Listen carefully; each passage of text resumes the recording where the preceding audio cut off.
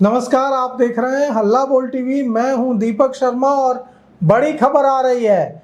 बांकीपुर विधानसभा उपचुनाव में संजय मयूख वर्सेस प्रशांत किशोर होने जा रहा है। संजय मयूख को भारतीय जनता पार्टी बांकीपुर विधानसभा उपचुनाव में उम्मीदवार बनाने जा रही है और संजय मयूख के नाम पर लगभग सहमति बन गई है। संजय मयूख प्रत्याशी होंगे भारतीय जनता पार्टी के और इधर जन सुराज के सूत्रधार प्रशांत किशोर ने भी फैसला ले लिया है कि बांकीपुर से चुनाव लड़ेंगे। हालांकि इसकी आधिकारिक पुष्टि नहीं की गई है। प्रशांत किशोर से जब भी पूछा जा रहा है कि क्या आप बांकीपुर से चुनाव लड़ेंगे, तो प्रशांत किशोर कह रहे हैं कि बांकीपुर से चुनाव हमारी पार्टी जन सुराज पूरे दमखम के साथ लड़ेगी, लेकिन प्रत्याशी कौन होगा यह हमारी पार्टी बैठकर तय करेगी। लेकिन सवाल ये उठता है कि क्या प्रशांत किशोर लड़ने जा रहे हैं? तो हमारे सूत्र जो बता रहे हैं वो ये बता रहे हैं कि प्रशांत किशोर बांकीपुर विधानसभा उपचुनाव लड़ने जा रहे हैं। बांकीपुर से जन सुराज के प्रत्याशी होंगे प्रशांत किशोर और इधर भारतीय जनता पार्टी के प्रत्याशी होंगे संजय मयूख।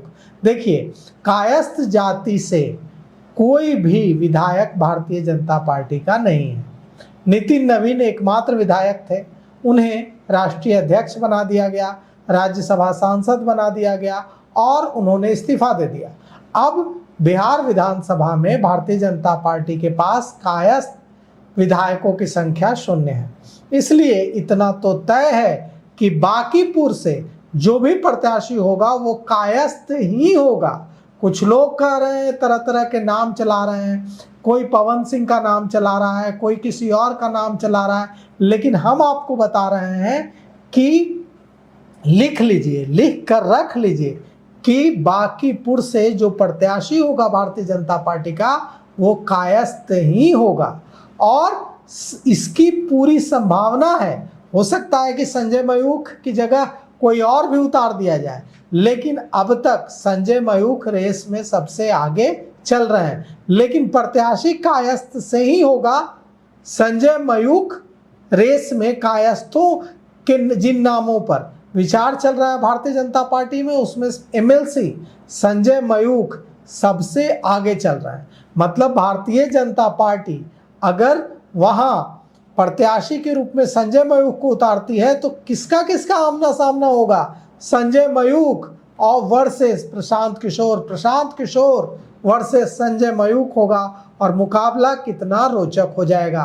फिर यह मात्र एक विधानसभा सीट पर होने वाला उपचुनाव नहीं रहेगा, पूरे भारत की निगाहें इस उपचुनाव पर होंगी और यह एक बड़ा अवसर होगा प्रशांत किशोर के लिए अपने को, अपनी पार्टी को एकदम सिद्ध करने का।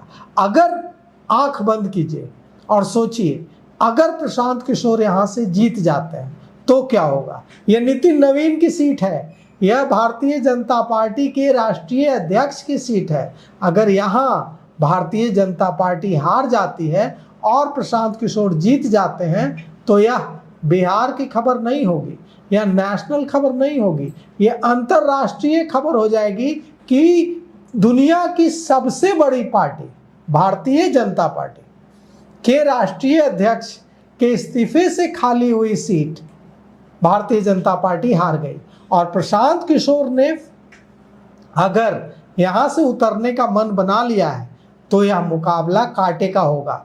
वॉक ओवर, केक वॉक तो नहीं होगा भारतीय जनता पार्टी के लिए अगर प्रशांत किशोर मैदान में होंगे। और प्रशांत किशोर जीत भी सकते हैं, ऐसा नहीं है कि प्रशांत किशोर जीत नहीं सकते हैं। भले ही आप कहेंगे कि कैसे जीत सकते हैं, यह सीट कायस्थ बहुल सीट है। नितिन नवीन को भारतीय जनता पार्टी ने राष्ट्रीय अध्यक्ष बना दिया है, राष्ट्रीय अध्यक्ष बन गए हैं नितिन नवीन, तो कायस्थ खुश हैं।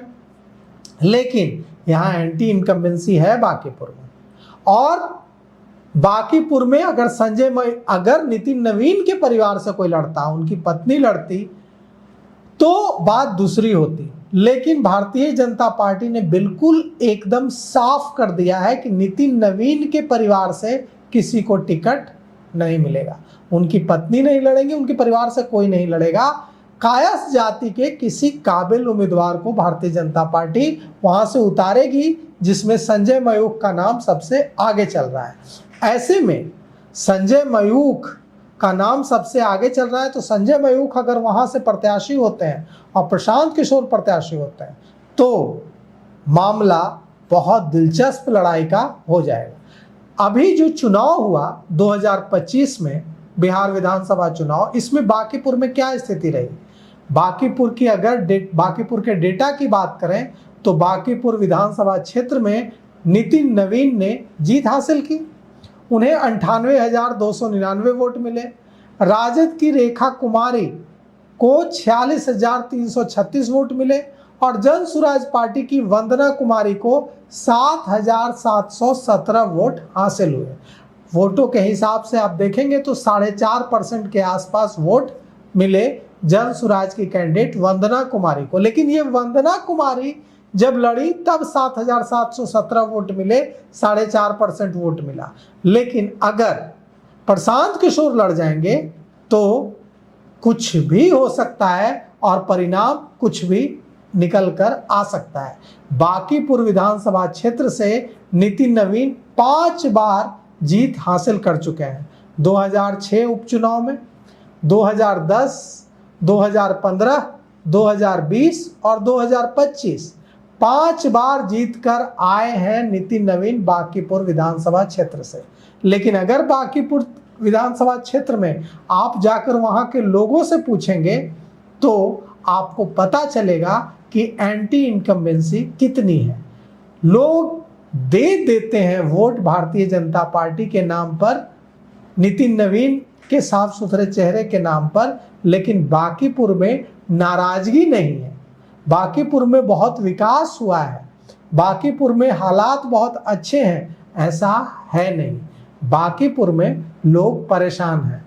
और ये जो राजद की रेखा कुमारी को 46,336 वोट, जन सुराज की वंदना कुमारी को 7,717 वोट, और वो लोग जो निराश थे कि यहाँ तो कुछ भी हो बीजेपी ही जीतेगी, फिर वोट देकर क्या फ़ायदा, ये सारे भारतीय जनता पार्टी के खिलाफ वाले वोट और सवर्ण वोट जो कि कहीं न कहीं नाराज है भारतीय जनता पार्टी से, वो अगर गोलबंद होता है तो भारतीय जनता पार्टी को पटकनी वहां दी जा सकती है। भारतीय जनता पार्टी से पहली बार बिहार में सवर्ण नाराज है। क्यों नाराज है सवर्ण? इसके कई सारे कारण हैं। कुछ लोग कह रहे हैं कि इसलिए नाराज है भूमिहार क्योंकि विजय कुमार सिन्हा को साइडलाइन कर दिया गया, उप मुख्यमंत्री से हटाकर उन्हें कृषि मंत्री बना दिया गया, और खुलेआम इस नाराजगी का इजहार भी कर रहे हैं विजय सिन्हा। विजय सिन्हा कह रहे हैं कि मैं पढ़ाई बहुत अच्छे से करता हूं। मुजफ्फरपुर में परसों ही उन्होंने कहा कि मैं पढ़ाई बहुत अच्छे से करता हूं, लेकिन जब परीक्षा देने का वक्त आता है तो मेरा सब्जेक्ट बदल दिया जाता है। तो भूमिहार नाराज हैं, और भूमिहार जो कि कोर वोटर है भारतीय जनता पार्टी का, वो प्रशांत किशोर को यहाँ वोट कर सकता है। ब्राह्मण जो भारतीय जनता पार्टी का कोर वोटर है, वो यहाँ प्रशांत किशोर को वोट कर सकता है। साथ ही साथ राजपूत जो कोर वोटर है, कोर वोटर तो नहीं कहेंगे भारतीय जनता पार्टी का, क्योंकि राजपूत समाज अपने मुताबिक कई बार राजद को, कई बार दूसरी पार्टियों को भी वोट करता रहा है, लेकिन एक बड़ा चंक भारतीय जनता पार्टी को पिछले चुनाव में मिला। जनता दल यूनाइटेड भारतीय जनता पार्टी को मिला, एनडीए को मिला राजपूत समाज का, तो वो वोट भी प्रशांत किशोर के साथ शिफ्ट हो सकता है। मुसलमान वोट पूरी तरह से शिफ्ट हो सकता है प्रशांत किशोर के साथ।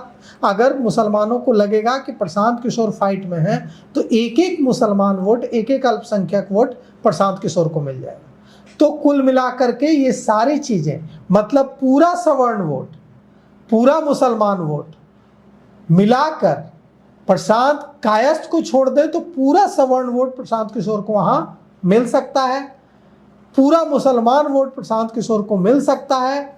और इतना ही नहीं, जो नाराज दूसरे तबके हैं उनका एंटी इनकम्बेंसी का वोट मिल सकता है, दलितों का वोट मिल सकता है। और इस तरह से यहाँ एक नई कहानी लिखी जा सकती है और इस कहानी में प्रशांत किशोर चुनाव जीत सकते हैं। और यही वजह है कि हम अभी जब आपसे मुखातिब हैं उस समय प्रशांत किशोर क्या कर रहे हैं?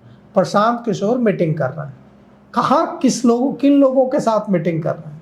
बांकीपुर के लोगों के साथ मीटिंग कर रहे हैं और चुनाव की रणनीति बना रहे हैं। और ये रणनीति अगर काम कर गई, प्रशांत किशोर की रणनीति अगर बांकीपुर में काम कर गई तो भारतीय जनता पार्टी को बड़ा जोर का झटका लगेगा। और भारतीय जनता पार्टी को झटका देकर जब प्रशांत किशोर चुनाव जीतकर विधायक बनकर बिहार विधानसभा में पहुंचेंगे तो पूरे, जब तक सरकार चलेगी, अकेले प्रशांत किशोर सदन में विपक्ष की वो आवाज होंगे जो जब बोलेगा सदन में खड़ा होकर तो उसकी गूंज सिर्फ बिहार पटना तक नहीं रहेगी, उसकी गूंज पूरे देश में जाएगी।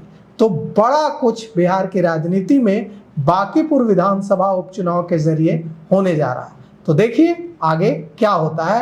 फिलहाल इस पेशकश में इतना ही। आगे की खबरों के लिए देखते रहिए हल्ला बोल टीवी। शुक्रिया।